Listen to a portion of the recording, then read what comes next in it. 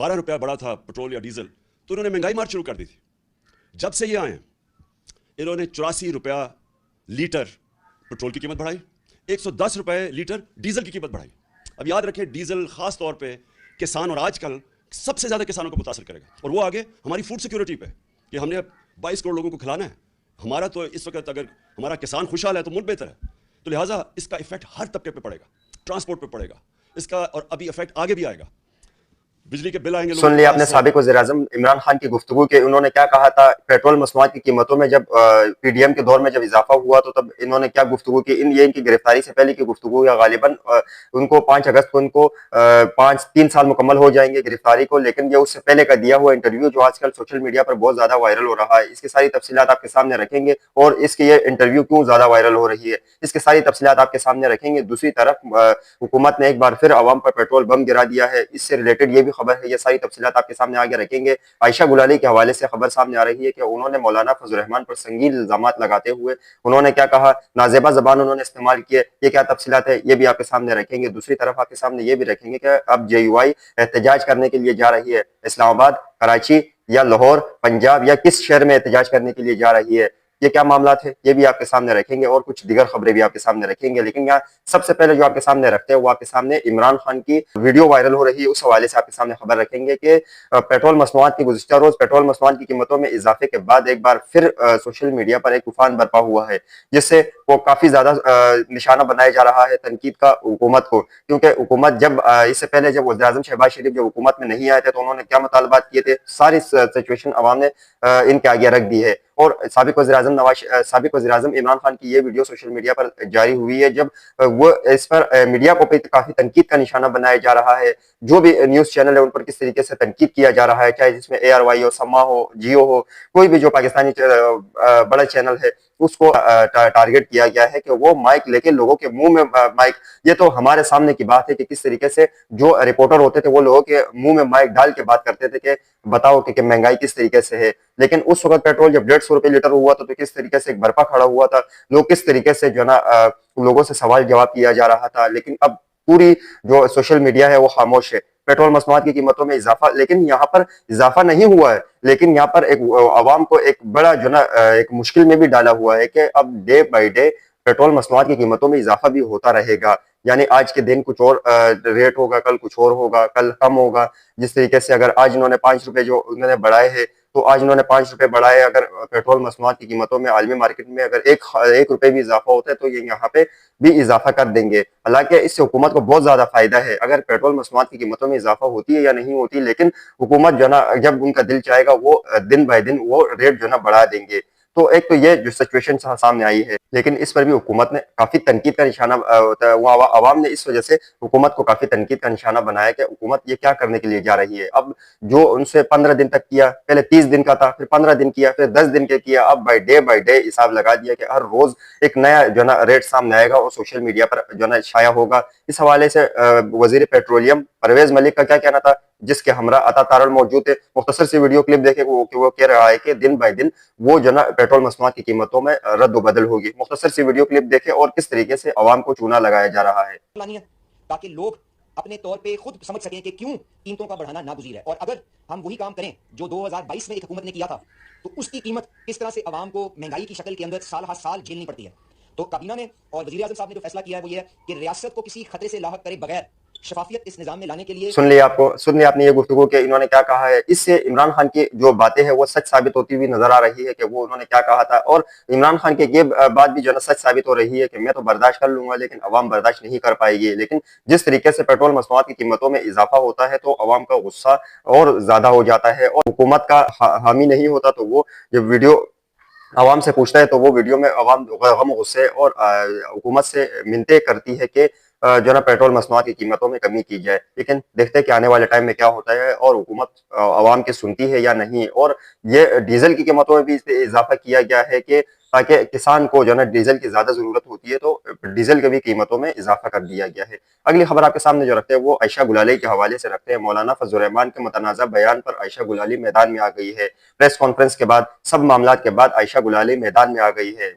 JUI की जानिब से जो उन पर तनकीद हुए वो सारी तफसीलात आपके सामने रखता हूँ। लेकिन जो मौलाना फजल रहमान ने जो गुफ्तगू की वो सब आपको पता है कि उन्होंने क्या कहा था, और आर्मी चीफ और फौज के इदारों के हवाले से और उनके शोधा के हवाले से उन्होंने क्या जबान इस्तेमाल की, वो सारी तफसीलात आपके सामने है। लेकिन जो आयशा गुलाली ने कहा था और उन पर एक ऐसा इल्जाम लगाया जिसमें काफी JUI में काफी गम और गुस्सा पाया जा रहा है। इन्होंने क्या इल्जाम लगाया था, इन्होंने मौलाना फजल रहमान के हवाले से उन्होंने पहले उन पर तनकीद की, बाद में उन्होंने कहा कि एक ऐसे जबान इस्तेमाल की जो नामुनासिब है आपके सामने रखना, लेकिन आपको बताना भी जरूरी है कि मौलाना फजल रहमान पर किस तरीके से इल्जाम लगाया जा रहा है। तो मौलाना फजल रहमान पर इल्जाम लगाया गया है आयशा गुलाली की जानिब से कि ये बच्चाबाज है, और इस तरीके से घटिया जबान जो ना आयशा गुलाली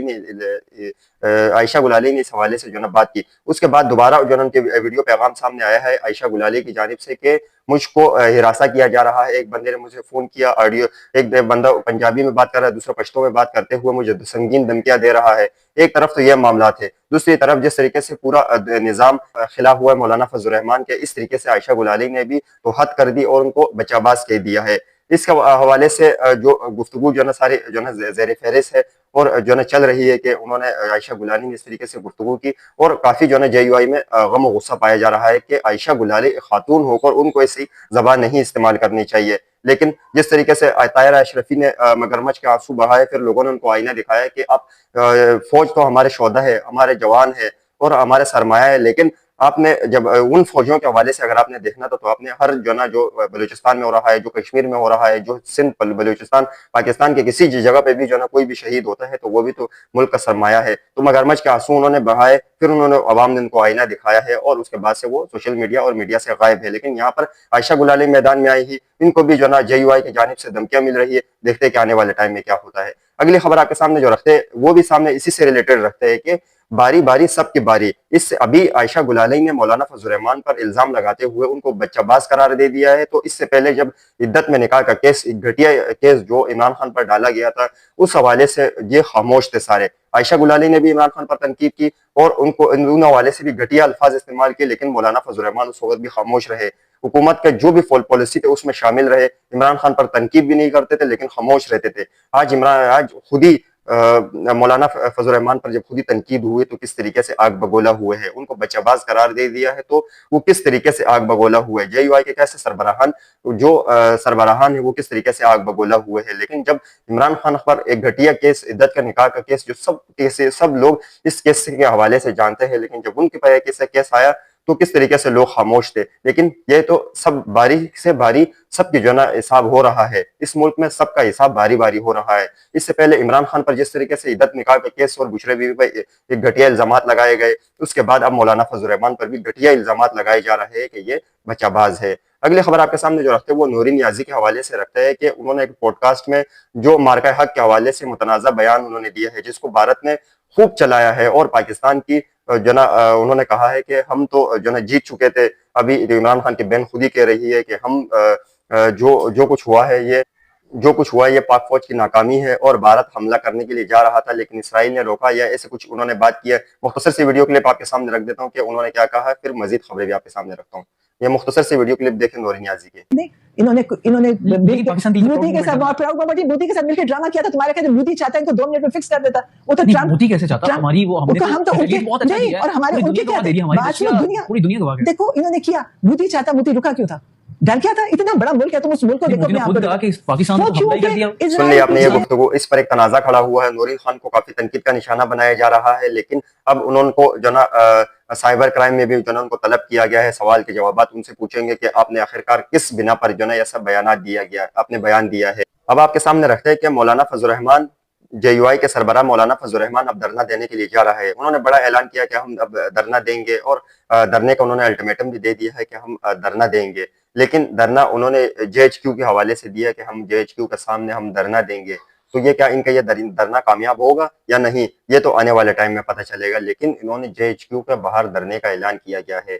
जिस तरीके से मौलाना फजल रहमान पर तनकीद हो रही है, जिस तरीके से उनके हवाले से मुतनाज़ा बयानात सामने आ रहे हैं, तो इससे ऐसा लग रहा है कि एस्टेब्लिशमेंट और वो मौलाना फजल रहमान के दरमियान एक दरार पैदा हो रही है। लेकिन यहाँ पर मोतबर सहाफ़ी ये भी रिपोर्ट कर रहे हैं कि ये ऐसी नूरा कुश्ती है, ऐसा कुछ भी नहीं है। मौलाना फजल रहमान को एंटी एस्टेब्लिशमेंट करार देते हुए उनको आगे लाने की कोशिश किया जा रहा है। इस तरीके से मौलाना फजल रहमान को सोशल मीडिया पर जो ना छाया रहना और ताकि ट्रेंडिंग करना, ताकि एक तो अक़वाम मुत्तहिदा की रिपोर्ट के मुताबिक के पाकिस्तान में किस तरीके से मावराए अदालत कत्ल होते हैं, जो बलूचिस्तान और खैबर पख्तूनख्वा में हो रहा है, उस हवाले से और उनसे तवज्जो हटाने के लिए एक नया जो ना खेल जो ना मैदान में उतारा है, ताकि लोगों का फोकस, सोशल मीडिया का फोकस पूरा मौलाना फजल रहमान की तरफ रहे और कोई जो ना ही बलूचिस्तान की तरफ, ना ही आज़ाद कश्मीर की तरफ और ना ही किसी दूसरे मामलात की तरफ अवाम का ध्यान जाए। लेकिन ये देखते हैं कि हुकूमत की चाल है या मौलाना फजल रहमान नहीं समझ रहे या मौलाना फजल रहमान इस मिशन में खुद मिला हुआ है। आने वाले टाइम में इस चीज़ का पता चलेगा कि जो JUI के सरबराहान है वो क्या करने के लिए जा रही है। दोनों तरफ से बड़े सख्त बयानात सामने आ रहे हैं, देखते हैं कि आने वाले टाइम में क्या होता है। ये थी आज की अहम खबरें जो मैंने आपके सामने रखी है।